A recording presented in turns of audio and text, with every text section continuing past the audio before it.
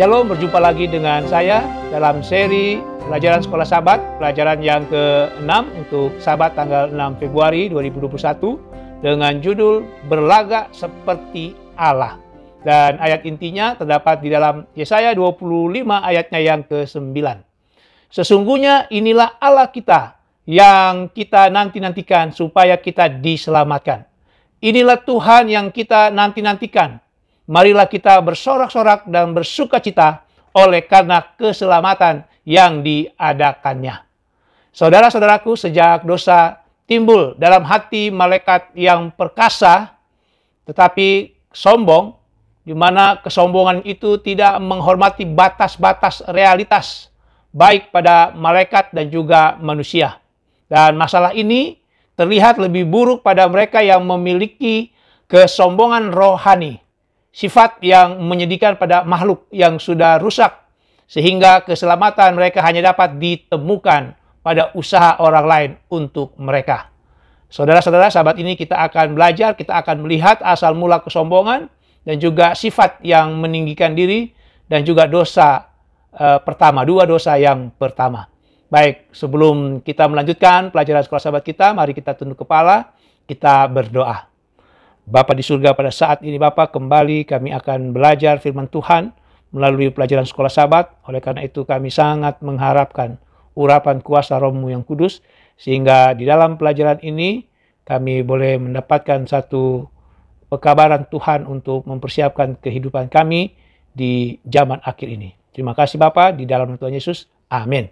Pelajaran yang pertama, pelajaran hari Minggu dengan judul Hukuman Terhadap Bangsa-Bangsa. Berdasarkan Yesaya pasal 13 sampai Yesaya pasalnya yang ke-23. Saudara-saudara, Yesaya di dalam pasal 13 sampai pasalnya yang ke-23 ini tampaknya memulai bagian yang baru dalam bukunya yang berisi tentang nubuatan penghukuman terhadap bangsa-bangsa.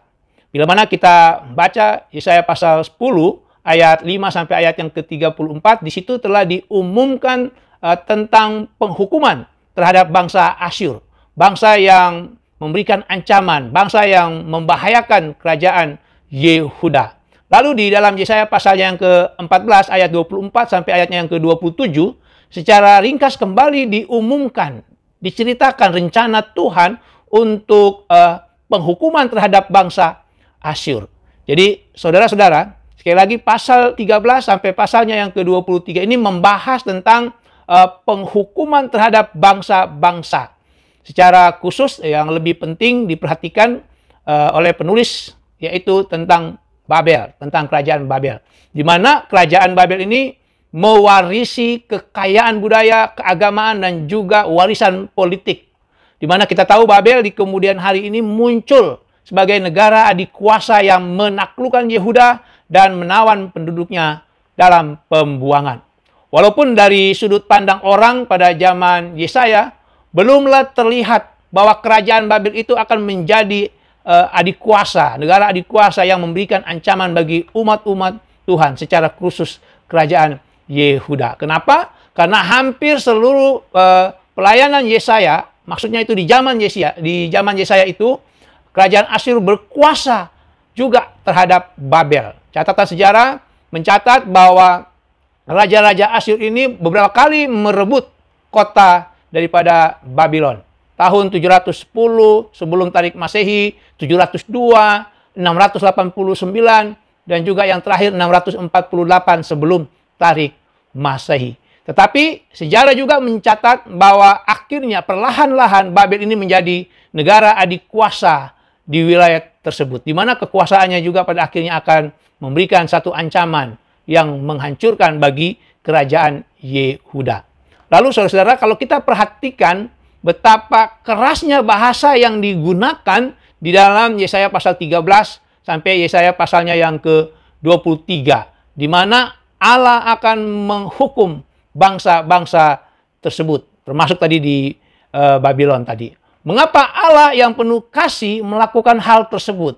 Atau mengapa Allah mengizinkan hal-hal itu semua terjadi? Bahkan kalau kita baca di Yesaya pasal 13, ayatnya yang ke-16, ini mengenai penghukuman terhadap Babylon, ada beberapa orang yang tidak bersalah pun akan menderita di dalam penghukuman yang Tuhan berikan. Bagaimanakah kita dapat memahami bahwa tindakan itu dilakukan oleh Allah? Artinya penghukuman itu Tuhan berikan, Tuhan izinkan. Saudara-saudara, fakta menyatakan bahwa Allah yang penuh kasih akan merespon dengan cara yang demikian untuk memberi bukti betapa buruknya akibat daripada dosa tersebut. Jadi pelajaran penting yang pertama, pelajaran penting hari Minggu, mengapa Allah yang penuh kasih itu masih juga menghukum bangsa-bangsa. Saudara-saudara, Allah yang penuh kasih itu tetapi masih juga menghukum bangsa-bangsa adalah untuk memberikan bukti betapa buruknya akibat daripada dosa. Betapa buruknya akibat daripada melawan kehendak Tuhan. Kita masuk pelajaran yang kedua, pelajaran hari Senin dengan judul Akhir dari Kota Babel yang Besar. Ini berdasarkan secara khusus Yesaya pasal 13 ayat 1 sampai ayatnya yang ke-22.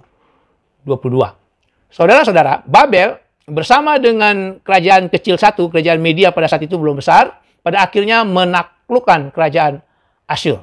Kerajaan Babel menjadi kerajaan besar setelah kerajaan Asyur jatuh.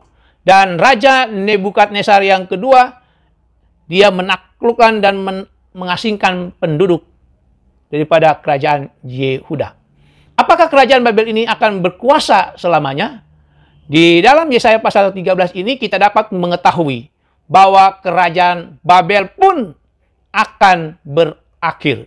Sekali lagi, sejarah mencatat pada tahun 539 sebelum Tarik Masehi, akhirnya ada satu kerajaan yang muncul, yaitu kerajaan Persia dengan rajanya, Raja Kores, menaklukkan kerajaan Babel. Ya, di mana pada saat itu Media dan Persia mereka bersekutu untuk menaklukkan daripada Babel. Ini kita bisa lihat di dalam Daniel pasalnya yang ke-5. Lalu pada tahun 482 sebelum Tarik Masehi, Raja Ahasveros yang pertama dengan brutal menumpas pemberontakan bangsa Babel terhadap pemerintahan Persia. Lalu yang berikut, sejarah mencatat pada tahun 331 sebelum Tarik Masehi, Alexander yang Agung, The Great Alexander, ini dari kerajaan selanjutnya, kerajaan Yunani, merebut kota Babel dari kerajaan Persia tadi, tanpa perlawanan. Lalu berikutnya pada tahun 198 Masehi, ini sudah kerajaan Roma. Ada salah seorang kaisar Romawi, yaitu Septimus Severus. Mereka menemukan kota Babel itu benar-benar sepi. Jadi sejarah mencatat bahwa itulah yang terjadi dari kota Babel yang besar itu. Itulah yang terjadi dari kerajaan Babel yang masyhur itu. Dan saat ini, saudara-saudara, beberapa penduduk desa di Irak tinggal di beberapa sudut kota daripada Babel kuno tersebut. Namun mereka tidak pernah membangun kota itu kembali seperti keagungan daripada kota Babylon itu. Saudara-saudara, kehancuran daripada kerajaan Babel itu sudah digambarkan di dalam Yesaya pasalnya yang ke-13. Di mana dengan kehancuran daripada kerajaan Babel itu membebaskan daripada bangsa Israel, keturunan Yakub yang ditindas oleh Babel. Ini kita bisa lihat bagaimana penindasan yang dilakukan oleh bangsa Babel terhadap orang Israel di dalam Yesaya pasal 14 ayat 1 sampai ayatnya yang ke-3. Dan sejak itu, sejak Babel jatuh, maka Babel tidak lagi menjadi ancaman bagi umat-umat Allah. Dan sekali lagi, Yesaya pasal 13 menyatakan bahwa kejatuhan Babel itu adalah sebagai penghukuman daripada Allah.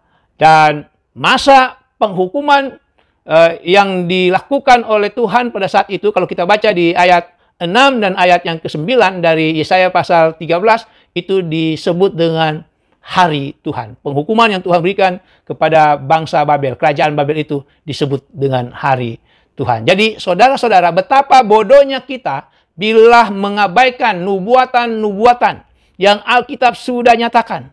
Karena kita menganggap bahwa nubuatan itu adalah sesuatu yang mustahil. Betapa bodohnya kita. Jadi pelajaran penting yang kedua, saudara-saudara, pelajaran penting hari Senin, pelajaran apakah yang kita dapat dari jatuhnya kerajaan Babel?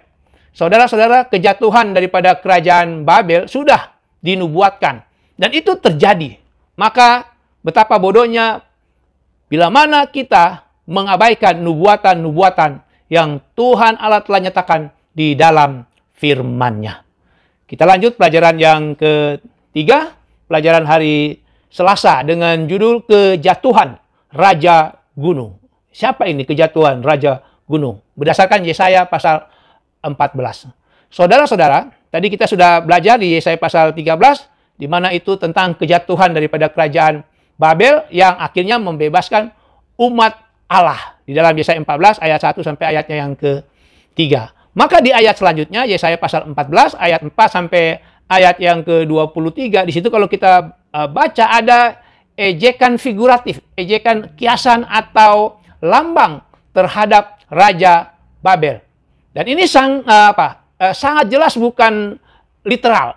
Sebab pasal itu menceritakan raja yang sudah mati menyapa rekan-rekannya di dunia orang mati. Itu kita bisa lihat di dalam Yesaya pasal 14 ayat 9 sampai ayatnya yang ke-11. Sekali lagi ini adalah satu lambang kiasan figuratif. Makanya disebut orang mati menyapa rekan-rekannya di dunia orang mati. Saudara-saudara, Yesaya pasal 14 ayat 4 sampai ayatnya yang ke-23 itu adalah cara Tuhan untuk memberitahukan kepada raja yang angkuh, raja yang sombong, raja daripada Babylon itu, bahwa ia akan direndahkan seperti raja-raja sombong sebelumnya. Jadi ini bukan berbicara tentang keadaan daripada orang mati. Dan kalau kita mengerti, raja-raja Babel, mereka menderita itu bukan karena kurangnya rasa percaya diri. Justru sebaliknya, raja-raja daripada kerajaan Babel ini menderita oleh karena terlalu percaya diri atau sombong. Kalau kita baca di dalam Yesaya pasal 14 ayat yang ke-14, raja-raja Babylon ini ingin menyamai yang maha tinggi. Saudara-saudara, Yesaya pasal 14 ini selaras dengan Yeskiel pasalnya yang ke-28 yang menyatakan tentang kesombongan makhluk ciptaan di surga yang berani melawan penguasa surga. Jadi sama seperti Yesaya pasal 14, Yeskiel pasal 28 adalah gambaran yang melampaui kerajaan dunia. Walaupun kalau kita baca di Yeskiel pasal 28 itu disebut ada Raja Tirus. Dan Yesaya pasal 28, pusat perhatian daripada Allah di pasal itu adalah kepada penguasa sombong itu yang berada di Taman Eden. Satu sosok yang diurapi, diliputi oleh cahaya kemuliaan, yang bertugas sebagai penjaga atau kerub di gunung Allah yang kudus. Sempurna sesungguhnya sejak diciptakan, sampai dosa ditemukan padanya. Lalu dibuang oleh Allah dan akhirnya dibinasakan oleh api. Itu kita bisa baca di dalam Yeskiel pasal 28 ayat 12 sampai ayatnya yang ke-18. Dan itu sesuai dengan apa yang dikatakan di dalam Wahyu pasal 12 ayat 7 sampai ayatnya yang ke-9 yang menyatakan adanya makhluk surga yang dibuang dari surga beserta malaikat-malaikatnya. Dan juga yang di dalam Kejadian pasal 3, makhluk surga itu menipu Hawa di Taman Eden. Saudara-saudara, kita tahu siapa makhluk surga yang memberontak pada saat itu, yaitu iblis yang memiliki imajinasi yang sombong, yang berkata di dalam Yeskiel pasal 28 ayat kedua, aku adalah Allah, aku duduk di takhta Allah di tengah-tengah lautan. Padahal ciptaan ini, iblis ini adalah ciptaan manusia, disebut di dalam ayat itu, bukanlah Allah. Lalu kalimat selanjutnya dikatakan, walaupun hatimu menempatkan diri sama dengan Allah. Jadi kalau judul kita berlaga tadi seperti Allah. Iblis menempatkan diri sama seperti atau sama dengan Allah. Jadi pelajaran penting yang ketiga, pelajaran hari Selasa. Pelajaran apakah yang kita dapat dari kejatuhan iblis yang digambarkan di dalam Yesaya pasal 14 dan juga Yeskiel pasalnya yang ke-28. Saudara-saudara, pelajarannya adalah dosa kesombongan akan membuat seseorang jatuh Apalagi orang yang memiliki yang namanya kesombongan rohani. Mereka bukan hanya jatuh, tapi mereka akan mendapatkan kematian yang kekal. Selanjutnya pelajaran yang keempat, pelajaran hari Rabu dengan judul Gerbang Surga. Gerbang Surga ini berdasarkan Yesaya pasal 13 dan juga Yesaya pasalnya yang ke-14. Jadi dua pasal yang kita sudah bahas tadi dari sudut yang lain, sekarang kita akan bahas dengan sudut dengan judul Gerbang Surga. Saudara-saudara, dalam Yesaya pasal 14 ada sebuah ejekan terhadap iblis, di mana di dalam pasal 14 itu ayatnya yang ke-12, iblis itu disebut sebagai apa? Bintang timur yang telah jatuh, putra fajar. Tapi kalau kita baca di dalam versi King James Version, itu langsung disebut dengan Lucifer. Iblis itu Lucifer. Di mana ejekan terhadap Lucifer ini, iblis ini dicampur dengan ejekan terhadap Raja Babel. Jadi dalam Yesaya pasal 14 ini, kalau kita baca ini memang sepertinya untuk Raja Babel. Tapi sesungguhnya itu juga adalah untuk Lucifer ataupun iblis. Ini pertanyaannya, mengapa? Saudara-saudara, bila mana kita membaca Wahyu pasal 12, ayat 1 sampai ayatnya yang ke-9, naga yang disebut sebagai iblis mencoba menghancurkan seorang anak segera setelah anak itu baru dilahirkan. Dan berdasarkan ayat 5 dari Wahyu pasal 12 itu, kita bisa tahu siapa anak yang dimaksudkan itu. Anak itu adalah siapa? Yesus Kristus. Lalu kalau kita hubungkan dengan Matius pasal yang kedua, kita tahu ada cerita di situ seorang raja, Raja Herodes, di mana raja ini dia mencoba untuk membunuh bayi Yesus.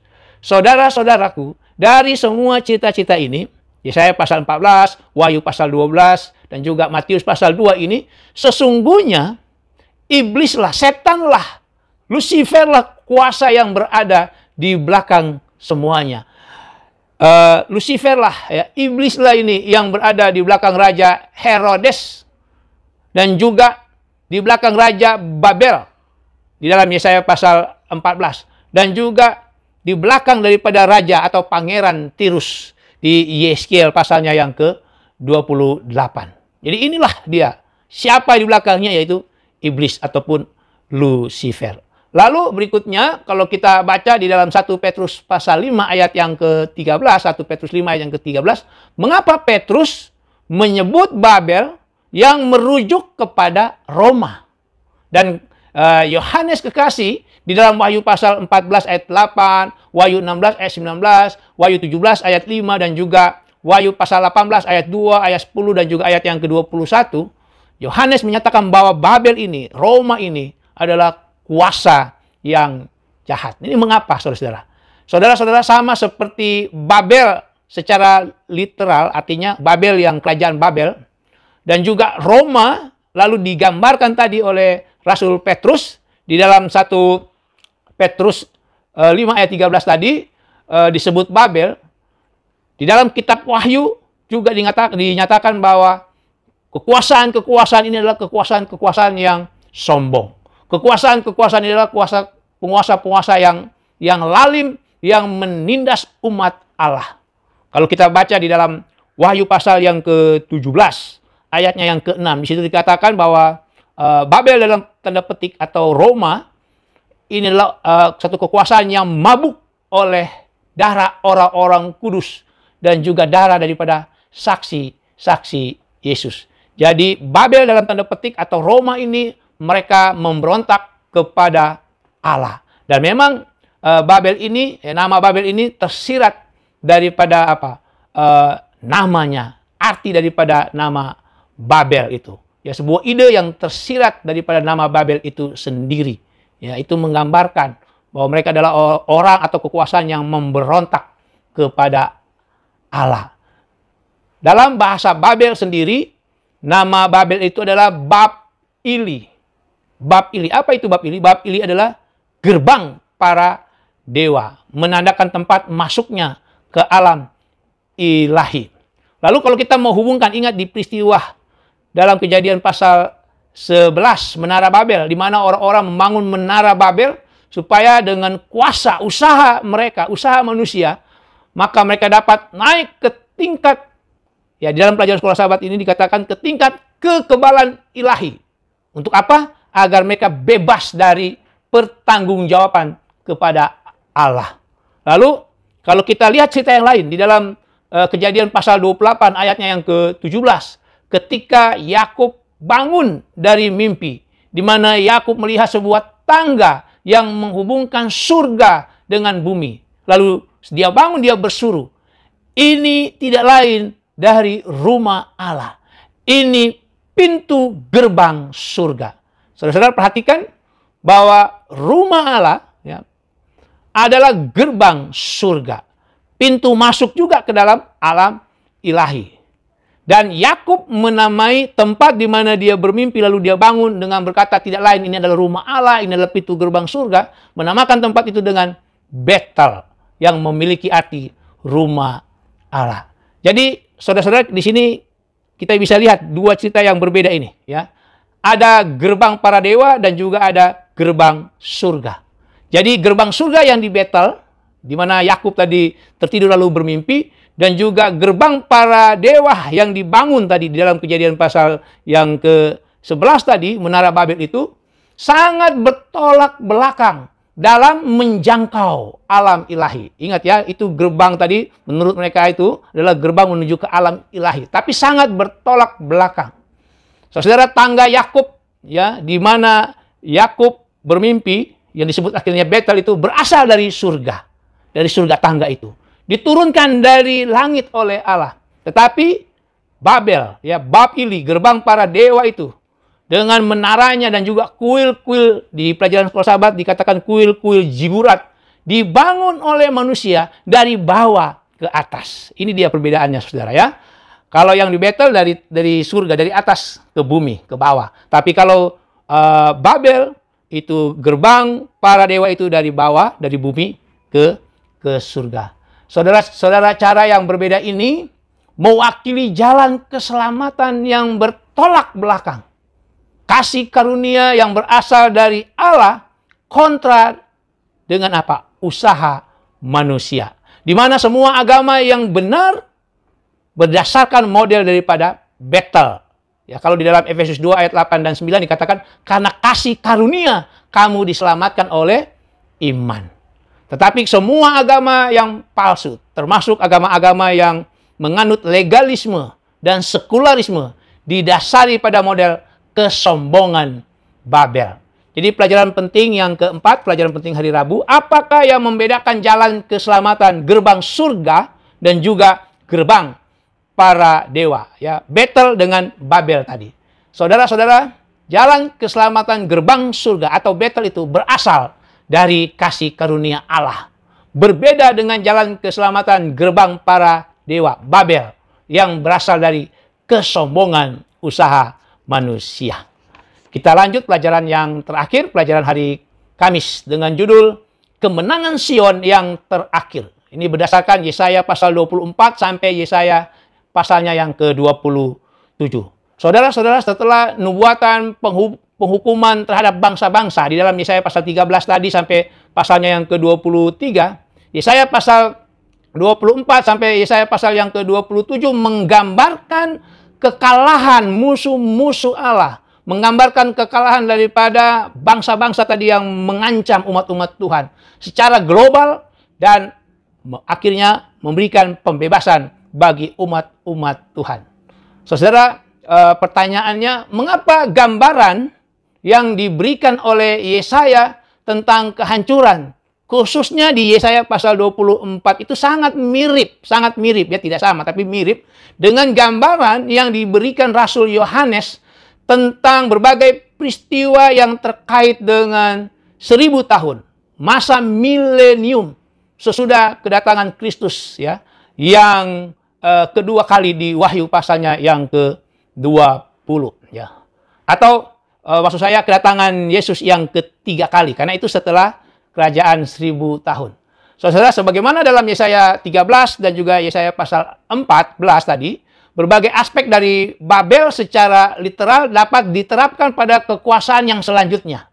Saya ulangi lagi, sebagaimana Yesaya 13 dan 14, berbagai aspek dari Babel secara literal dapat diterapkan pada kekuasaan yang selanjutnya.